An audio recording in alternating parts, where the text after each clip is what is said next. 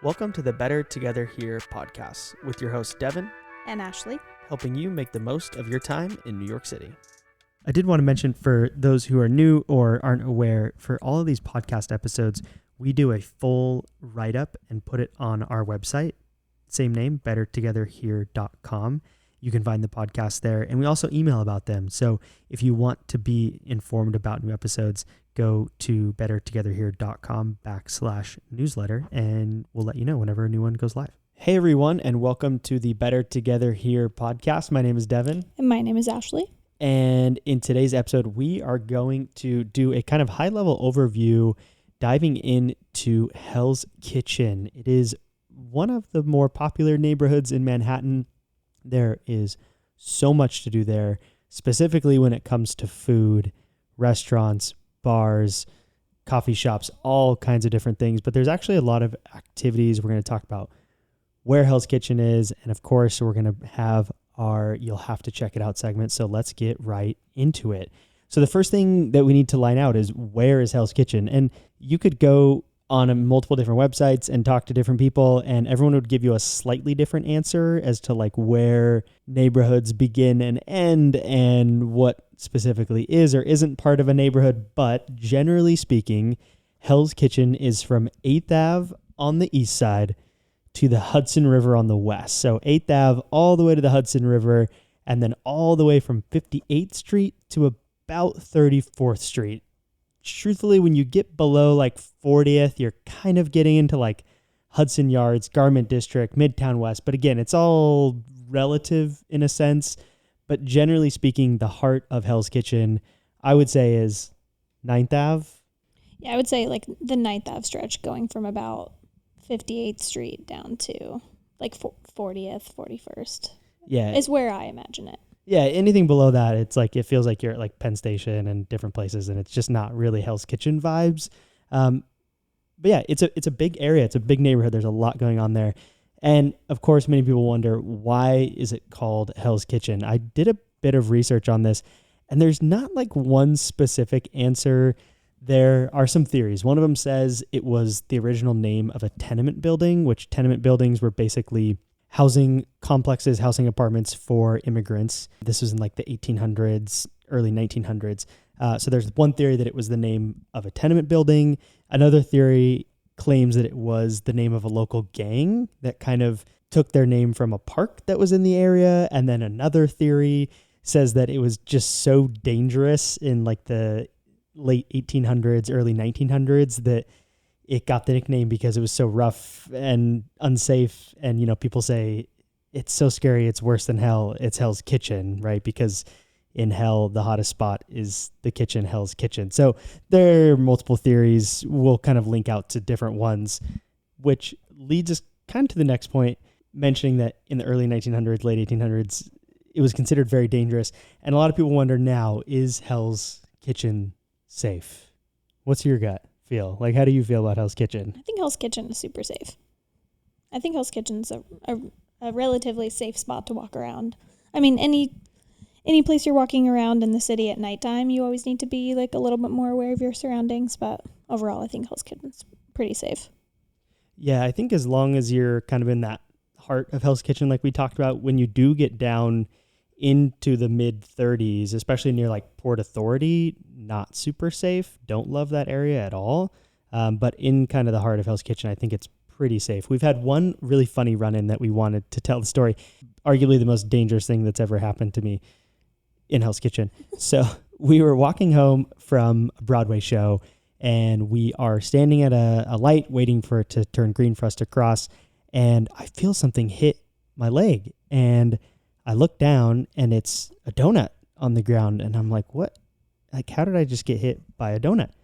And I turn, and there's a lady maybe without a home. I don't know. She was kind of just giving me this funny look. Then she looked a little disheveled, and she was kind of rifling through her Dunkin' Donuts box. And she kind of makes eye contact with me, and I kind of give her this look like, what's going on here? And she goes, sorry, didn't see you there. She threw a donut at me. Like, that's arguably the most dangerous thing. It really wasn't dangerous, but it's just this hilarious story of a lady throwing a donut at me in Hell's Kitchen. So I don't know, you get weird stuff like that. Hell's Kitchen is a vibe for sure. She threw her rejected Dunkin' Donut at you. Because she had others in the box that were worth keeping, but that one didn't make the cut, and she just tossed it aside. So be aware that people's least favorite donuts may get thrown at you in Hell's Kitchen. So one of the really cool things about Hell's Kitchen is that I feel like it's a very inclusive place to be. There's a lot of diversity, and it is known for having a high population of LGBTQA plus people that live there. So I would say it's a very inclusive place to live. If you're looking for something like that, if you're looking for a gay bar, there's a lot of great gay bars in that area as well. What's cool about Hell's Kitchen, too, is it's very close to the theater district. And so you get a lot of people who are in theater, who are on Broadway, who live in Hell's Kitchen. So it always has this energy to it of people going places very quickly. Also, a lot of dogs. I feel like you see just an unimaginable amount of Frenchies. You see a lot of them everywhere, Frenchies. But Hell's Kitchen specifically, so many Frenchies. It's madness. It's like every other dog is a Frenchie. I love it. So if you like Frenchies, go to Hell's Kitchen. And as you check out the Frenchies, make sure you go to some of the amazing bars. There's too many for us to list, but we're going to talk about a couple of our favorite bars that we've been to. The Gaf West has good trivia. We've been there a few times. If you want some of the cheapest drinks, arguably in all of New York, but for sure in Hell's Kitchen, Mickey Spillane's. Oh, yeah. Mickey Spillane's is a whole vibe. It sometimes isn't my favorite vibe, but if you can sit outside, it's okay. I won't knock it. It's just like be aware that it's a little bit of a different vibe, but the drinks are so cheap. I mean, it's basically happy hour all day long. You can get beers, I think draft beers for $3 or $4. You can get some cocktails for $5, frozen drinks for $6. I mean, it is. You can get shots for a couple dollars, which is rare in the city. A lot of times you'll get charged like anywhere from $10 to $13 for a shot. So if you're trying to find a cheap beer and a cheap shot, it's a good spot to go. Great place. On like the kind of other end, if you want something like slightly more fancy, Craft and Carry is great. Craft and Carry is a craft beer joint that also has, you can drink in, but you can also drink like beers to go, which is nice. It's cheaper if you take them to go, right? Cheaper if you take them to go, yeah. Craft and Carry, a great option. We also have been to As Is a couple of times, which is a really, really fun, cozy beer bar that has over a dozen different craft beers on tap. Very unique flavors, kind of on the higher end price point when it comes to beer because they are kind of craft beers, but very, very good. And just a really cozy atmosphere in there. Yeah. Great place that's like not too loud. You get to try a whole bunch of different beers. The bartenders are always really nice. It's a fun place to go. And one of our favorite memories of a friend's mom's friend who was in town, and we go to this nice fancy-ish. It's not fancy, but like a higher end beer bar, and we ask her. We say, "Hey, what do you want to drink?" And she says, "Bud Light." And everyone. She's from St. Louis. She's from St. Louis, and she opts for Bud Light, which is a great beer. But it was just so funny because we're like, no, I don't think they have that. And then what was her second option? Like Mick Ultra or something. Like Mick Ultra. And so we had to explain. We were like, no. Like this is like a craft beer spot. They're not gonna have that. No Mick Ultra, no Bud Light cans. And then one of our favorite spots in all of Hell's Kitchen is actually going to be this episode's You'll Have to Check It Out segment, and that is Valhalla. Valhalla is always a good time. The staff is super friendly. The decor is kind of Viking themed. There are Christmas lights up year round. Christmas lights year round. Sports on. It's not like a sports bar per se. I guess it technically is. They have a good 4, maybe 5 TVs. They have most of the big games on. If you ask them to turn something on, they will. Then the food there is actually surprisingly good. We have had a lot of different things from Valhalla. The food is very, very good. The drinks are good. And it's also the first place that we tried mead, which if you haven't tried it, it's like a sweeter drink, alcoholic drink derived from honey. So good. You can get mead flights at Valhalla. I mean, it is a great, great time. And they have tons of beers on tap. They have tons of beers, and they also have a lot of cider options as well. I think they have a few ciders on tap, and then they have a very large cider list with like cans and bottles. They did discontinue my favorite pear cider that I would always get there. So if anyone from Valhalla is listening, please bring the pear cider back. But they have other great ciders. So that's this episode's, you'll have to check it out, segment, Valhalla. Go check it out. And that leads us to restaurants. If you are thinking of Hell's Kitchen, arguably the first thing that comes to your mind, besides Gordon Ramsay yelling at people, which is always so funny because I used to think like, oh, Hell's Kitchen, like Gordon Ramsay and his show called Hell's Kitchen. I don't know the connection. Someone can enlighten me. I'm sure there's some connection. I used to think he hung out in Hell's Kitchen. I used to think Hell's Kitchen was in Hell's Kitchen. Maybe it was at one point. I'm pretty sure it wasn't. We clearly need to. We clearly don't know. Besides not being able to find Gordon Ramsay in Hell's Kitchen, you will find so many good restaurants. And it's kind of what Hell's Kitchen is known for. And we wish we had time to talk about every single one of these places, but we're going to kind of give you a bunch that are in Hell's Kitchen. There's a couple that are right on the cusp, specifically Soup Kitchen, the original Soup Kitchen from Seinfeld. Technically not in Hell's Kitchen, but it's very, very close to it. It's between 8th and Broadway on 55th. So good. Very, very good soups. Not like a sit-down place, but you get them to go, and you can just eat them on the street or whatever. And they give you a piece of bread and a spoon. It's a great lunch option. Other favorites, Aqua Boil, which is like seafood boils, kind of Cajun-style boils. They bring it out in a bag. We've been there a couple times. Always really, really good. And if you leave they used to do this. They probably still do. If you leave a review for them on Google, they'll give you a free margarita, I think it is. Mm-hmm. So, margarita or daiquiri, I think. Free drink. Really cool. Same thing. Can't beat that. A couple good Thai spots. We've like Chai Thai, which again is like barely on the edge of Hell's Kitchen, but I think a better Thai spot in Hell's Kitchen is Pure Thai Cookhouse. It is a lot of the restaurants in Hell's Kitchen are actually really small. And they're kind of that more slender, like skinny restaurant style. So you'll walk in and it looks tiny and it goes really far back. Pure Thai is really small, but man, is it good. Every single dish we've had at Pure Thai has been phenomenal. I would say it's more like authentic and different than like the typical Thai food that you would get in a Thai restaurant. You're not going to go there and just get pad Thai. They have these like spicy crab noodles that are really popular. There's the spicy chicken crab and noodles. Green bean dish that I always get. I always get different food there than I get at like a typical Thai restaurant. Definitely worth checking out. Viv also is... I love Viv. They're always playing house music. You walk in and it seems like a party, but there's just great food all the time. The staff is really nice, good prices. A couple others that we have been to and liked, Kashaval Gardens, Hell on Earth, which is... acai bowl place. Yeah, acai bowls. There's Empanada Mama, which is pretty popular. I thought it was good, not like anything amazing. Tradition NYC is Filipino food. I lived in the Philippines for 2 years, and it's good. It's pretty authentic, and it's kind of that fast casual style, so the pricing's good as well. There's a Pudo, which is a really popular ramen spot. Don Antonio, which is kind of like wood-fired, more fancy pizzas. Alu Sichuan, which is a good Chinese joint. I mean, there's so many.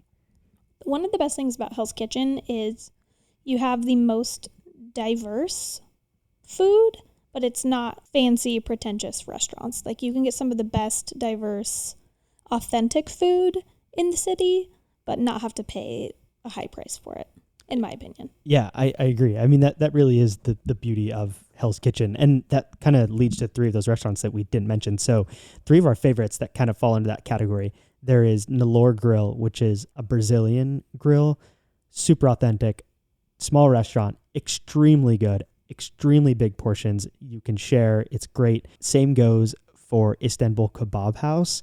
They have a meat platter that if you go with 2 people, you will have leftovers. If you go with 3 people, you might still have leftovers.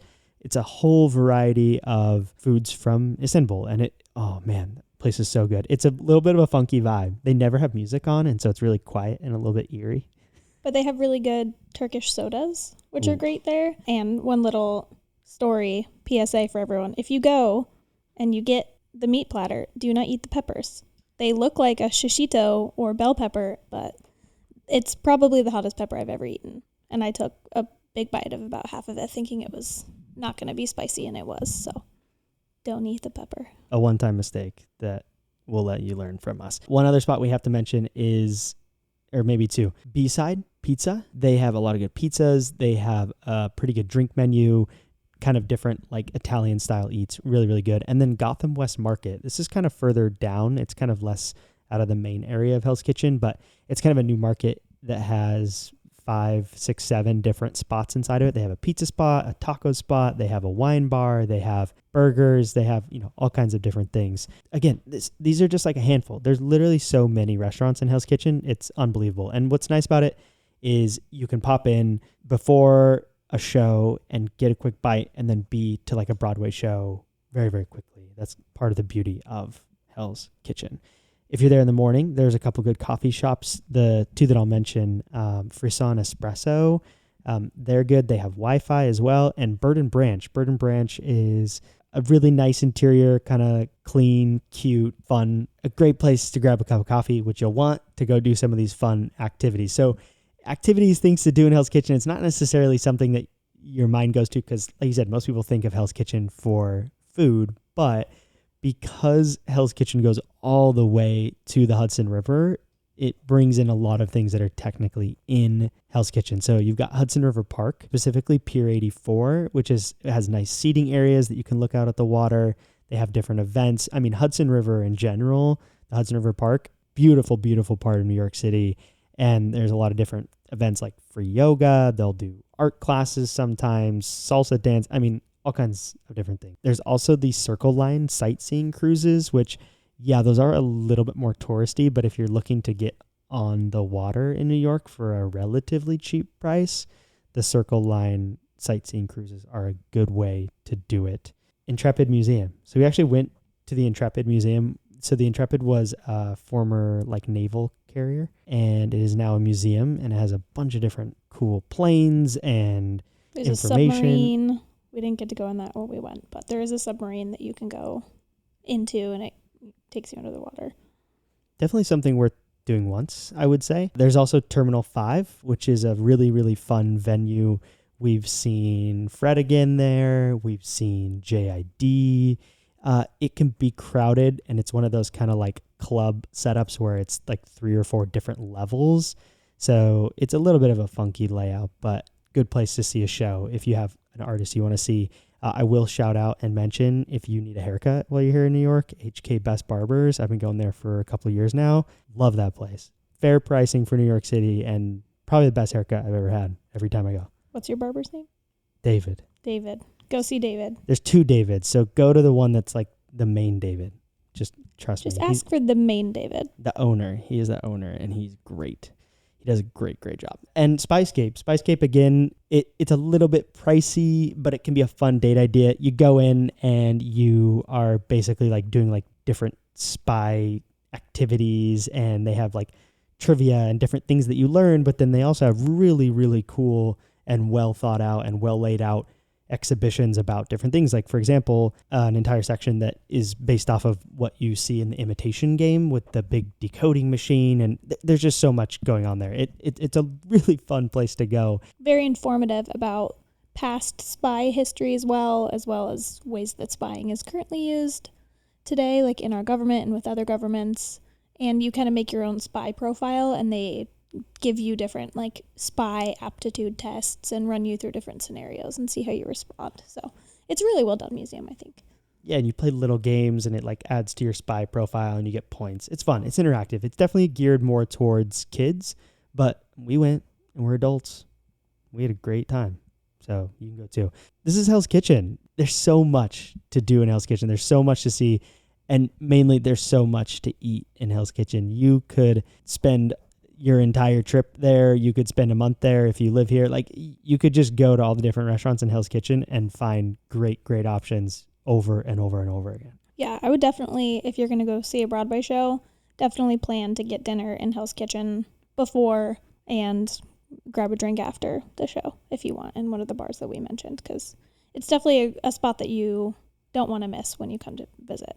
And with that, we hope you enjoyed this episode. If you have not already, if you want to help this podcast out, please subscribe on either Apple Podcasts or Spotify.